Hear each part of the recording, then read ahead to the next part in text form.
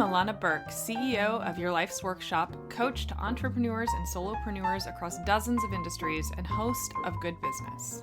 With nearly 20 years' experience helping hundreds of clients create profitable, ethically driven, and sustainable businesses based on their life's work, I'm here to teach you how to do great work, make great money, and make a positive impact without feeling like you need a shower afterwards.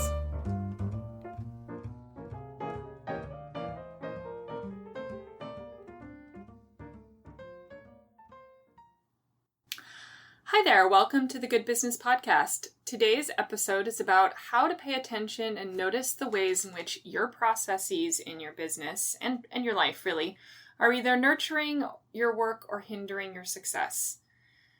Not only do processes hold you back from success oftentimes when you're not really paying attention to them, they can also have the collateral effect of bottlenecking the growth of those around you. And that's really what inspired this conversation in this episode today, is a call that I had with a potential new client recently. And I'm going to get into that in just a second. But first up, I want to be really, really clear that this is not an episode about the wonders of a good project management software or a good scheduler or a good invoicing platform. There's plenty of blog posts out there that can direct you in the right places for all of that. I have suggestions, of course, but every business is different, and that's really what we're focusing on today, is the fact that it's not about the right thing, it's about the right set of things. It's about choosing the things that you use in your business to organize, to invoice, to connect with your clientele, and using them well, and making sure that that you understand what's underneath a ton of the burnout and not making enough money and struggling and hardship and all that crap that's underneath, like what causes that, right? And very, very, very often among the clients that I work with, and what I've observed is that processes can really be at the heart of it, whether you're a new business owner or one that's more established.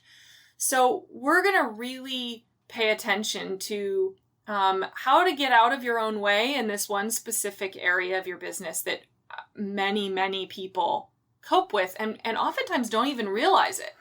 Like, especially when you get more established, it gets harder and harder to notice that your processes are broken because you get so in the habit of doing everything one way. So that's where I want to really start today, is kind of talking a little bit about this consult that I had the other day. So to give you a bit of a backstory, the potential client was a referral from somebody I've worked with for a very long time. And this person's business was very, very different from the original referrer. And somebody who works entirely in brick and mortar. So this is not an online business person. This is not somebody with tons of social media. This is not somebody with the kind of online stature that many of you might be more familiar with, right? But I actually work with people from kind of every industry, and lots of brick and mortar and lots of online. And that's, part of what the Good Business Podcast is really about, is in developing the concept that good business is good business, no matter how you sell it, no matter where you sell it, no matter what your outlets or networking is good. And it doesn't really matter the rest of it, right? So at first, when I got on the phone with this person, it was fun. It was interesting because their assistant joined us on the call, which almost never happens. Usually, it's a one-on-one. Somebody's interested in coaching with me, and I get to talk to them directly. And I was totally caught off guard by the fact that they brought their assistant, their office assistant, on the call to kind of observe and pay attention. So I very quickly was realizing that my own stuff was coming up of like, I need to reorganize how I'm thinking about this. But beyond that, I also realized that I needed to pay attention to the fact that they're not necessarily thinking through process in general, right? Like, of recognizing that a coaching relationship starts on that first call, recognizing that that there was inherent inefficiency to that, of having two people on one call for 1 hour when only one was actually necessary. So these were small indicators to me, as somebody who pays really close attention to people's behaviors as they relate to their process. So that was sort of thing number one that I just kind of want to throw out there as part of, setting the stage for this experience. So This person is a craftsperson, right? They're an artist. They, not in the painting sense, but they make practical items in a very, very high-end environment. So their business is making over $1 million a year, right? They're doing very well, but they have a lot of employees. They have extremely high overhead and are kind of feeling like they were living paycheck to paycheck, right? Even though their business was extremely successful and they were well regarded. And but the biggest pain point that they were coming to me with, the reason why they, quote unquote, thought that they were coming to me to hire me was to deal with feelings of constantly being a firefighter, right? He was saying that all he did was put out fires. All he was doing was answering the phone all day and dealing with all these ancillary people that had direct access to him. So that was his symptom, right? And he had a ton of support that actually could have solved that problem quite easily. And I'll get into the solves, right? I'll get into how to look at your own symptoms in a minute. But I want to notice that he had assets at his disposal. He had an office manager who was extremely competent from what I could, she was the other person on the phone, and I could totally get a great feel for what she was like. She was looking for solutions for him, and he wasn't able to align with them until a third party, maybe. It seemed like by the end of the call, they were getting the impression that she had some really great ideas to streamline and was also extremely open to other people's ideas. So that is all to say that he had assets at his disposal that he wasn't leveraging well enough, that he wasn't using well enough, and was continuing to do the same behaviors over and over again that exhausted him and took him away from his core work. I'm sure at this point people are starting to go, oh yeah, it is all the same, right? Whether you're sitting there listening to this in yoga pants while you create memes for your own coaching business, and listen to me in one ear and are, trying to figure out your Instagram strategy at the same time, or you're somebody who's a brick and mortar business owner and you're noticing that your business gobbles up your energy, but you feel like you're getting nothing done. These are all the same symptoms.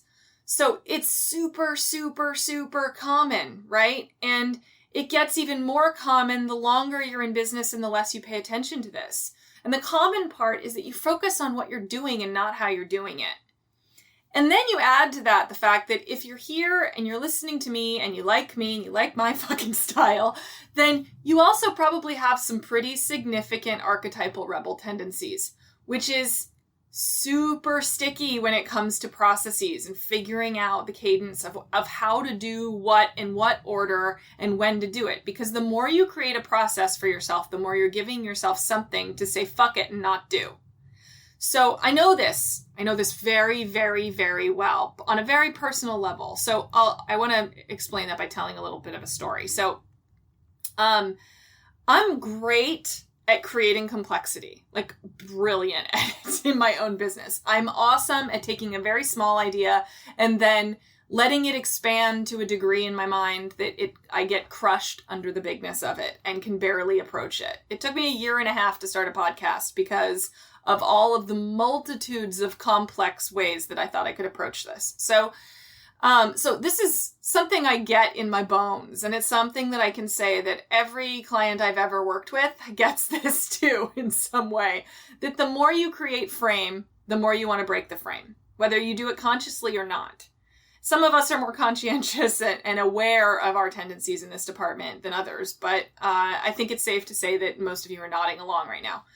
So when I first started my business way back, what feels like the dark ages in internet time, I think all of about 10 years ago, blogging was everything, right? Everybody was blogging. I started my business as a blogger, wanting to, live the dream of the, laptop on a beach lifestyle, right? So I remember reading a post that I think it was, like I said, a million years ago, but Chris Guillebeau from The Art of Nonconformity put out a post, I think it was his, I honestly don't remember.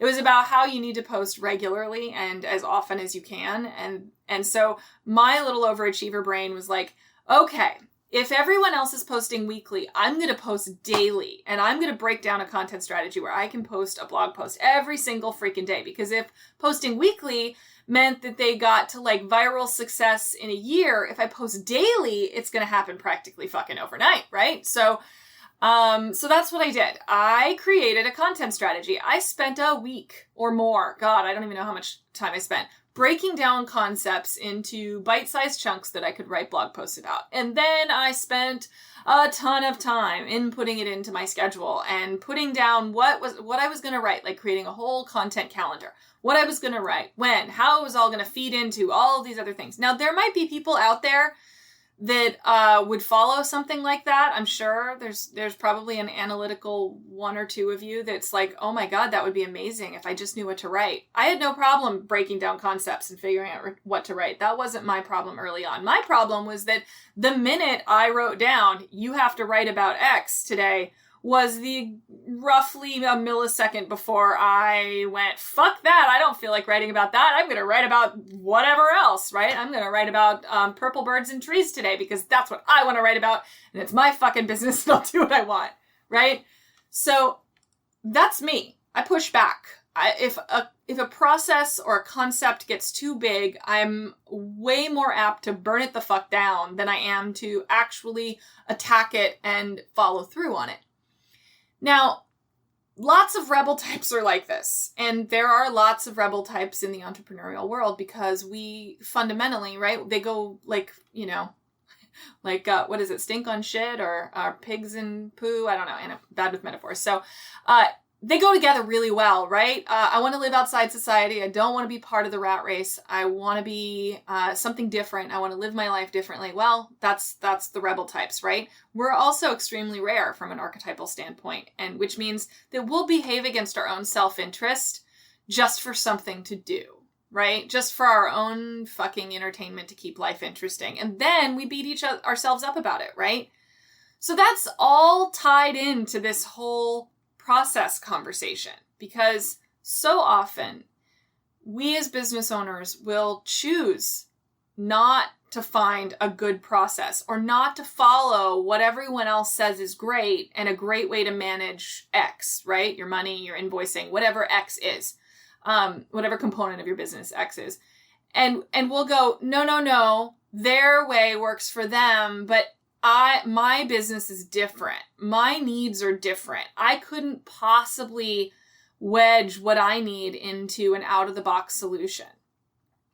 And instead of finding a solution that everyone else is using that works really well and going to that solution and going, how can I make my process work within that framework? We'll go the opposite way. And we're going like it's a confirmation bias, right? Like we go into a process or a platform, right? Like, let's use something like, I'll use my own business. I have been investigating using Dubsado instead of, which is, a project management, invoicing, scheduling, kind of all-in-one entrepreneurial solution, right? For like all the process system stuff.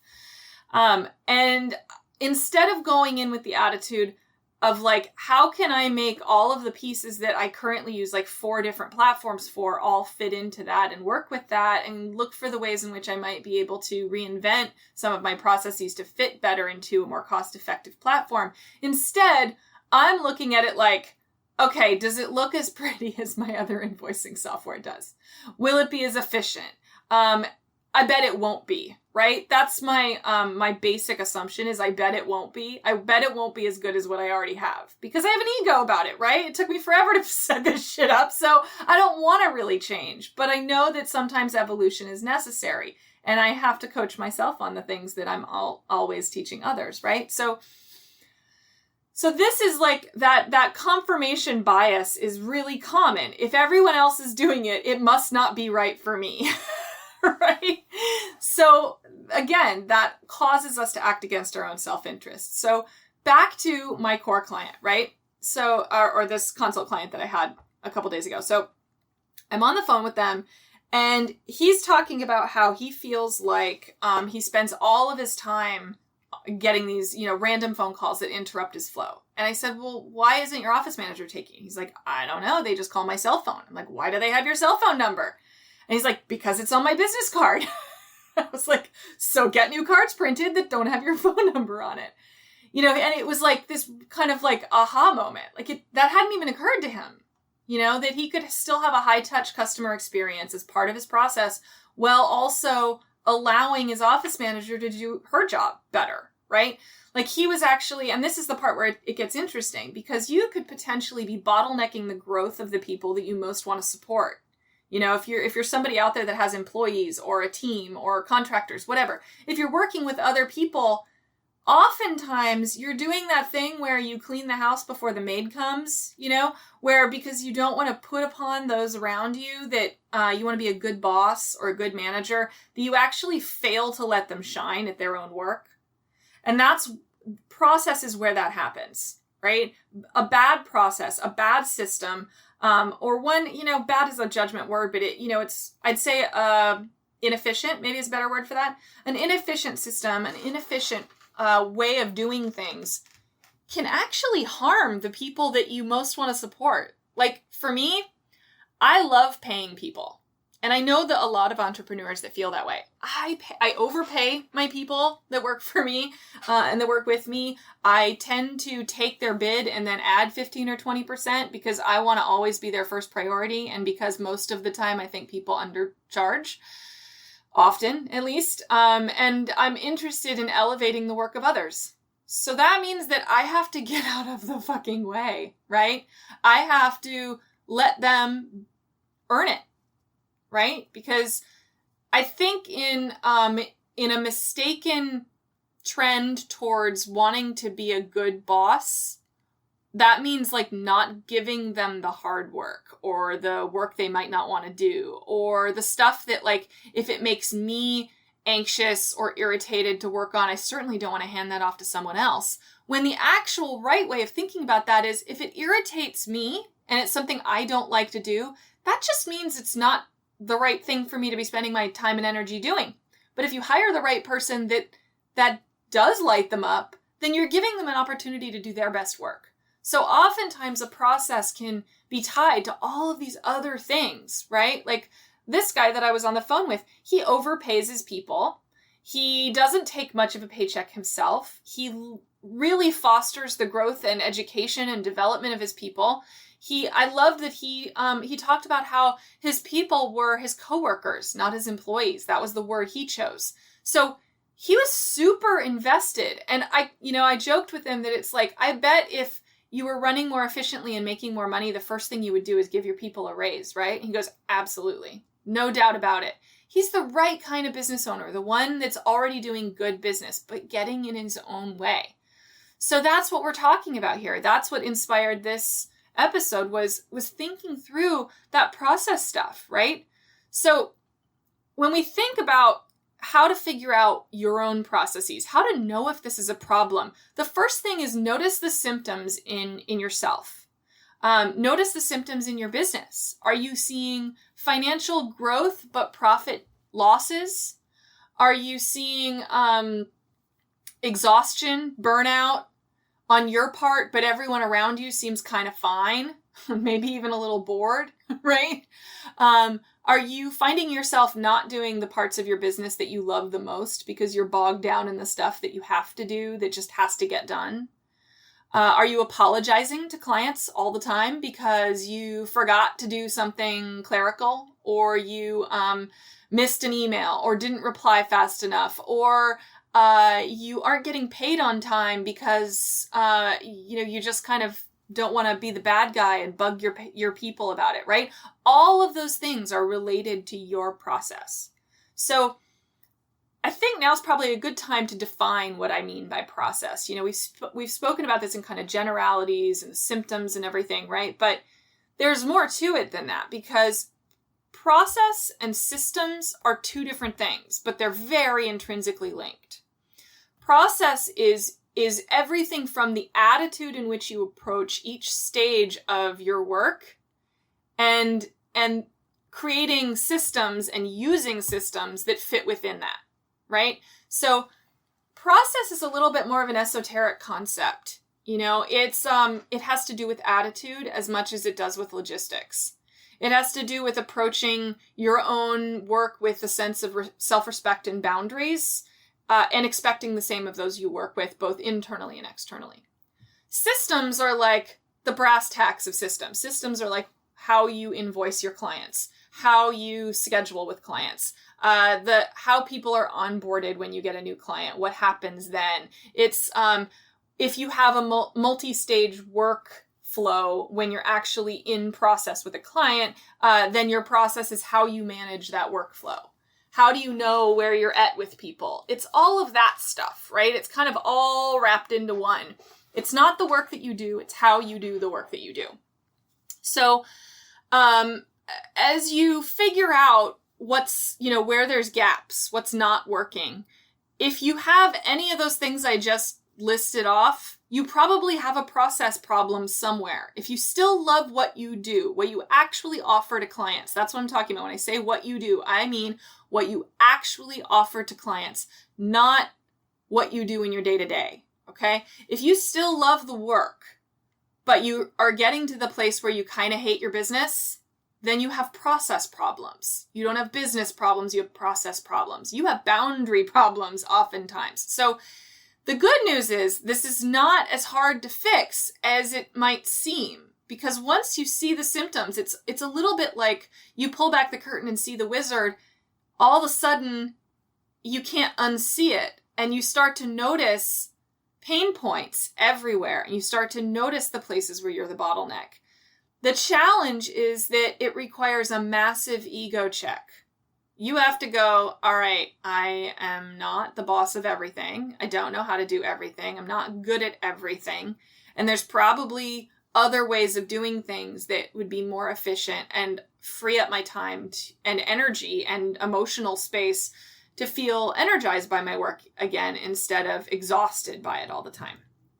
Because a lack of good process is really, really heavily tied to kind of that entrepreneurial martyrdom that is so common. Like if I'm not working 70 hours a week or 90 hours a week or 16-hour days or whatever, dumb and probably untrue metric you're using, then you're not working hard enough, you're not hustling hard enough. But if your processes are good, you shouldn't have to hustle that much. You shouldn't have to work that hard because there's a lot of great processes out there and there's a lot of inefficiencies in our inherent assumptions about how we do things. So back to my core client that I'm talking about here, right? Or potential client. I haven't heard back from him yet, but back to his story, right? His basic assumption that caused one of his primary pain points, right? The primary pain point, again, that he came to me with is he feels like a firefighter. He's always solving problems on the phone and apologizing and then rushing out the door to go deal with a client issue, right?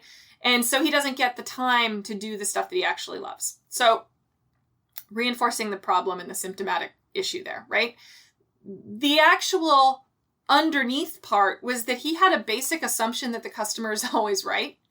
It's not uncommon, right? And I'm not even saying that, well, let me back up. I'm not saying that you should treat your customers badly, obviously, right? But that's an antiquated concept. And it's one that got us to a place that kind of none of us really enjoy, right? Like we've all walked into a store and been greeted by a syrupy sweet smile that is completely fake because that's the brand of customer service that they're trained to employ. But it's completely disingenuous. And that bending over backwards for people that complain, that all that stuff, it's all tied to a pretty antiquated way of doing business and service back when there was more care, right? It comes from a time where people that worked in retail or in any kind of customer-facing position, it was more of a career, right? You could make a living at that. It's like harkens back to back when there was a middle class, right? That we don't really have anymore, but we still have all the shadows of it. We still have all of the behaviors related to it. And when you start a business, oftentimes that's the one and only customer service assumption and guiding light that people take is the customer's always right. If I just bend over backwards enough, they'll be happy.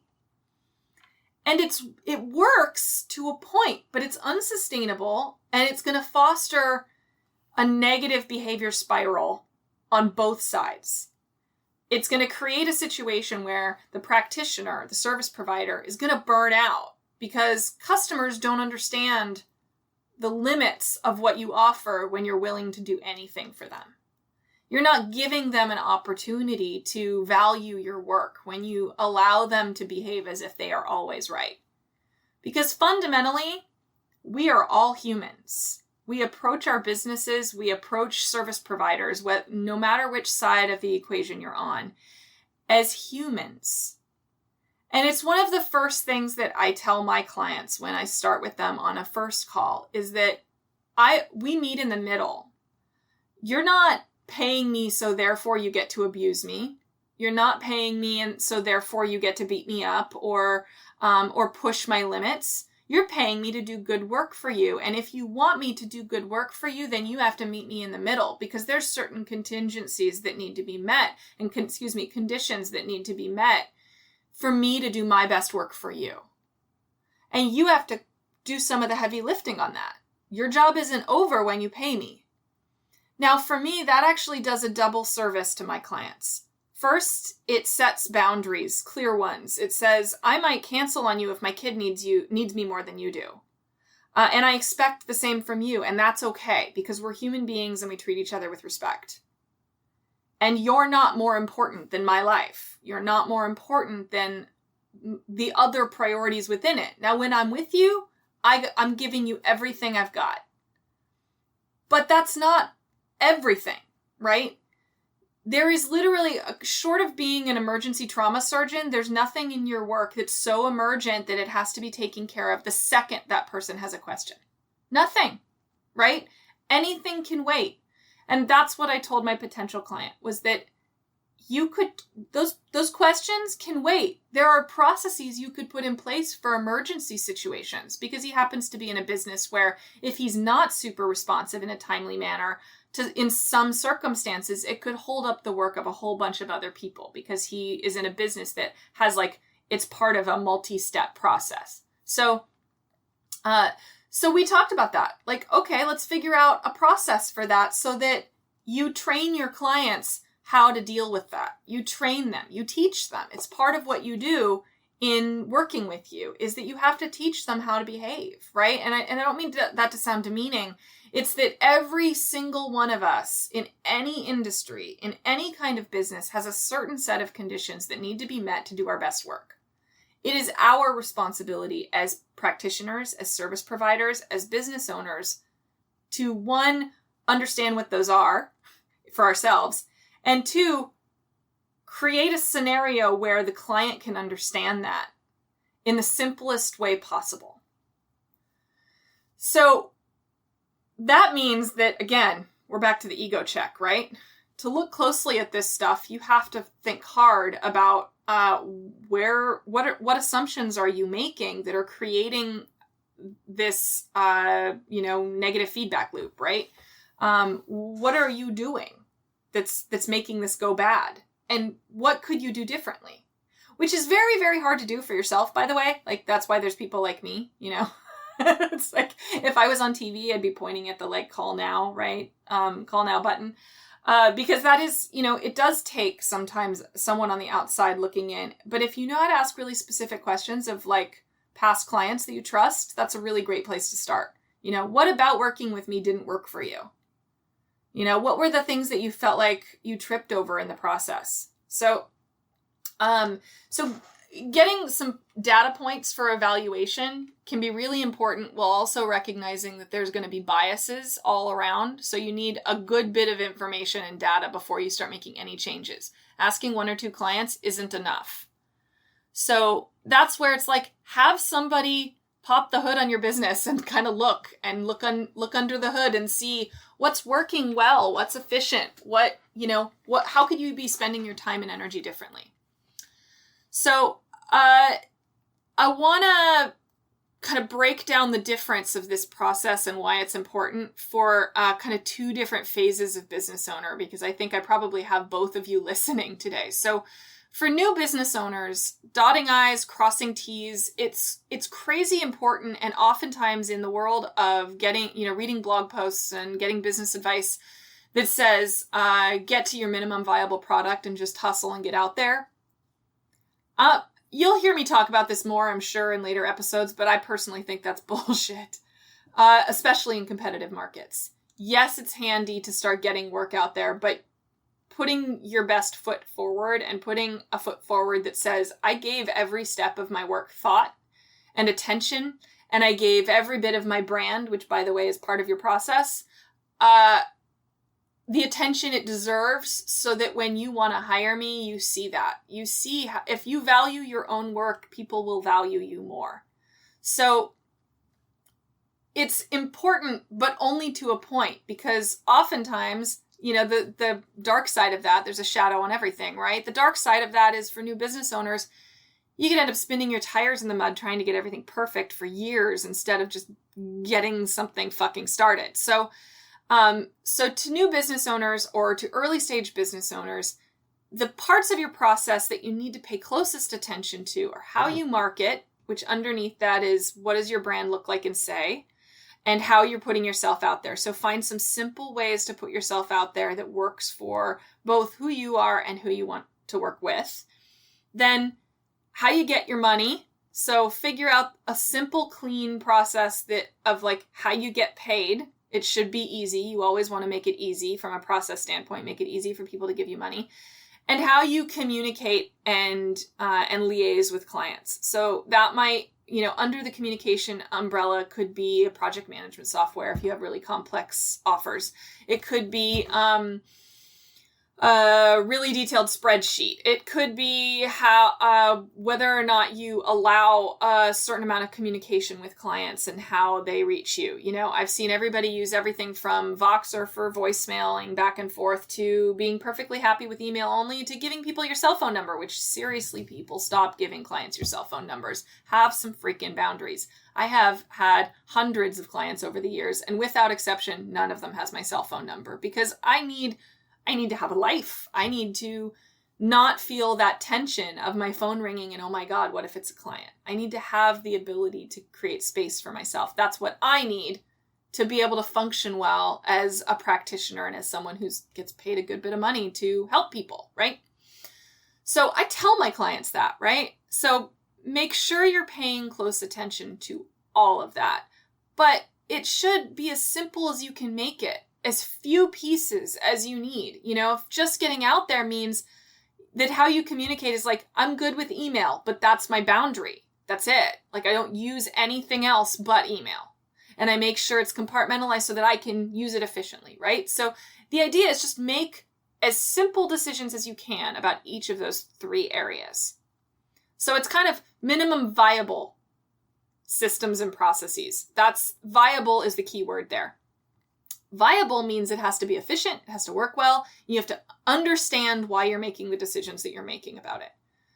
So then if we move on to more established business owners, establishing your pain points is always the first step. Then you can move on to taking some clear inventory of the resources and that you have available to you, and also what you're currently doing, and think about things like, how long have I been doing things exactly the same way? And what's happened to my profitability and level of happiness in that time? Oftentimes it's with this client, they have a spreadsheet for all of their client processes. All of their clients and what they're doing was all in one spreadsheet. Now they have a project system that is very multi-stage. There are several steps that each thing that goes through their business has to go through before it's ready for delivery. So a spreadsheet is about the least efficient way to do that. Spreadsheets are great for a lot of things, but process really isn't one of them, because it requires so much updating and it has such a high level of user and human error attached to it. And there's no communication mechanism in it. There's no, short of color coding and then having to teach everyone the color coding or macros, or, there's a level of complexity to it that's sort of unnecessary to make it really work efficiently for that. So thinking about that, okay, we're using a spreadsheet for $1 million business for all of these very high-end clients that are paying a lot of money for their products to come through there, and everything's managed on a spreadsheet that only some people have access to. So instead, why not use something that is more full-featured, that allows for communication, that allows for tagging different processes? So that's something that, instead of a spreadsheet, maybe you should be using a project management platform. So that can help ease your process problems, and it centralizes communication, it centralizes money, it centralizes invoicing. It's like, so there, as an established business owner, look at the places where you're spending the most time and energy. Look at the places that you find yourself apologizing. Look at the places where you find yourself stressing out, and figure out if there's other ways of doing things, and just go one by one, right? So, just on our consult call, I do long consults. It was an hour long. It was basically, we got into consulting on the call, but, we attacked the phone problem, right? Like, okay, so take your cell phone off of your business cards. That's going to solve problem number one, allowing your office manager to filter calls and be more of a gatekeeper. And then you reply to emails maybe 2 hours a day. Boom, total change of process that could be a revolutionary shift in how they function on a day-to-day basis. Moving over everything from a spreadsheet to a project management platform, that allows his employees to engage with the information and interact with it and make their own notes and communicate about it in a way that's all contextual, right? That's a process change that, yes, it may take more time up front, but it's going to make everything function better over time. So again, improving process, it elevates everyone's ability to be efficient, communicate, be productive, and feel like an empowered part of the process. Because again, one of his highest priorities was to empower his employees and give them opportunities and create a working environment that they felt like they were doing their life's work. So as much as he's doing his. So for established business owners, notice your symptoms and then start looking at like how to move backwards from that. And that may mean something as simple as Googling, like how to manage projects. If you notice that like I have a spreadsheet and it feels kind of inefficient, start Googling how to manage projects better. And you're going to get a bunch of project management software, and it's going to, do demos, watch videos, pay attention to YouTube. There's a lot of ways to do this. There's a lot of information out there. So that's where I want to remind you that a good process, is a simple process. That's as simple as you can make it, as few steps as possible. How can you make fewer steps should be the clearest answer to efficiency and productivity, especially as a solo entrepreneur or as part of a very small team. The fewest steps you take to everything is the best. That's my very profound statement. Good. It's something that I learned, it's really funny. I learned this when I was 19 and I worked at a shoe store. And I had a manager who was lovely and wonderful and taught me so many things. And she was also like one of those people who was just efficient all the time. And I was sort of fascinated by her. And I remember during our training, she said, don't focus on being helpful. Focus on being efficient for people. That if you focus on being efficient, then it will be felt as being helpful. And I didn't really understand what she meant by that. And then I started watching, and we were this like really small team in a really small retail store, which can be rife with toxicity and crap for anybody who's worked in retail. And you're like looking at people's feet all day. And I kid you not, this was the most fun job I ever had because of how it was managed and how we were taught. And the magic thing that clicked for me was when I watched her pick up stacks of shoes that other service people had discarded, right? People tried stuff on and then they'd set it aside. And I watched her constantly, like she never went to the back room with empty hands. And she never came out with empty hands, ever. Like it didn't matter how busy or slow we were. She always had something in her hands. And I asked her about it and she said, well, it's the most efficient way to function, is take the fewest number of steps. So therefore, if that's your steps or other people's steps. So if you see something needs to be done, you just do it. And it's not about teamwork and it's not about being a team player. It's about being efficient. And the way that we all experienced that was she was always so helpful. So we all started doing the exact same thing. And we all worked on commission. We all made our individual money, but we all knew that taking the fewest number of steps was the most efficient way for us all to be successful, because by supporting each other, by me not having to take my own shoes back after a client worked with me, that meant that I get to spend more time with the client. That meant I get to spend more time talking and seeing how their fit was and learning about their story. And they ended up buying more. And then we collectively all would win sales contests, and we all had camaraderie, even though we were wildly different people. And it was all women, which could have, all female staffs can be sticky, or they can be cool and supportive. And that's what ours was.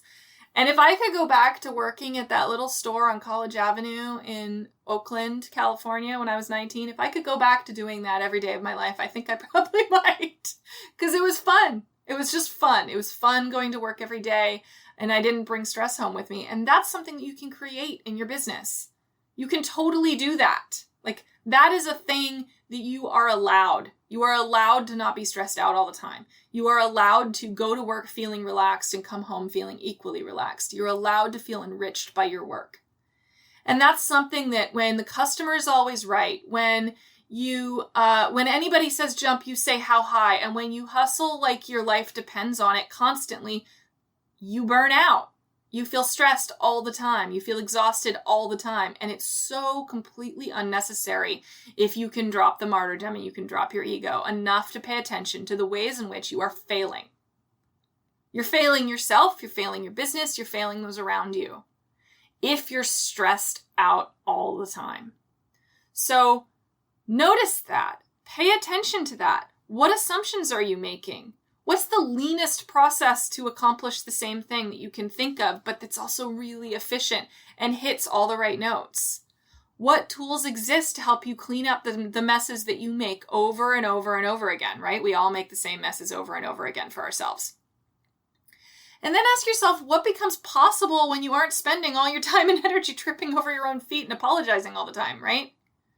So pay really, really, really close attention to each platform that's possible for you, how you use it, and don't be afraid to hack it, right? Use it, see something that others don't see, put on a critical thinking hat and go, hey, how can I use this to create that? Because there's a lot out there. Like I use, my project management software, I use Asana or Asana, depending on who you ask. But it's a project management platform, and I use it both internally and externally, meaning all my clients have their own dashboard portal.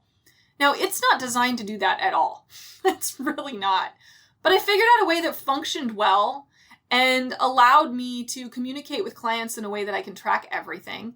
It helps me keep track of all my calls. It does so much, and it's something that I create a template, and now onboarding takes me 3 minutes instead of all day. It means that communicating with clients means nothing ever gets lost. Everything is tracked. It means that if I drop the ball, I'm accountable for it, just like my clients are. And that we hold each other accountable to that with equality. So good business means that you not only take care of the people around you, but it also means that you take care of the thing that allows you to do the work that you love, which is you. It's your business itself. It's nurturing it. It's having clean, efficient, simple processes that make your job easier. And it means that you're creating opportunities for growth and newness and possibilities and scalability, all wrapped into one. So thank you very much for your attention today. It's been a joy to be with you as always. I hope you'll tune in next week and subscribe and do all the things. All right, everybody, have a good one. Bye-bye. Thanks so much for hanging out with me today. For more information, visit thegoodbusiness.co or yourlifesworkshop.com.